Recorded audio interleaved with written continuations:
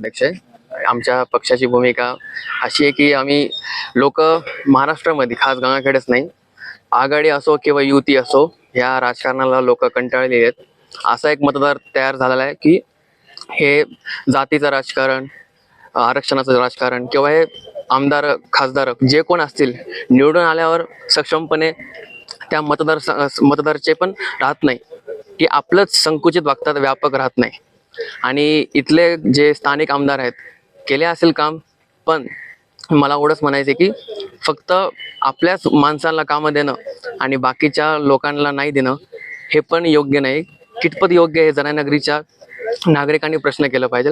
आमचं राहील आता मनसेकडून उमेदवार आमचा पक्ष म्हणजे तर सन्मान्य राजसाहेबाच्या आदेशावर असतो. इच्छुक भरपूर आहेत, पण जे राजसाहेब आदेश देतील आम्ही त्यांचं काम करू. नाही, रत्नाकर गुट्टे यांच्या विरोधात सक्षमपणे लढणार आम्ही आज जर मी विरोधकांमध्ये बघतो तर ते आमचे मित्र श्रीकांत भाऊ भोसले, आम्ही सक्षमपणे त्यांना एक उमेदवार म्हणून बघतो. सामान्य व्यक्तीसाठी, लोकांसाठी झटणारा नेता आहे. यांनी 2014ची त्यांनी निवडणूक पण लढवलेली आहे. तर एक पक्ष वगैरे बाजूला, पण एक माणुसकीच्या नात्याने श्रीकांत भाऊ भोसले एक उत्तम उमेदवार आहेत. त्यांना संधी दिली तर 100% ते जनानगरीचं सोनं करतील हे मी सांगतो.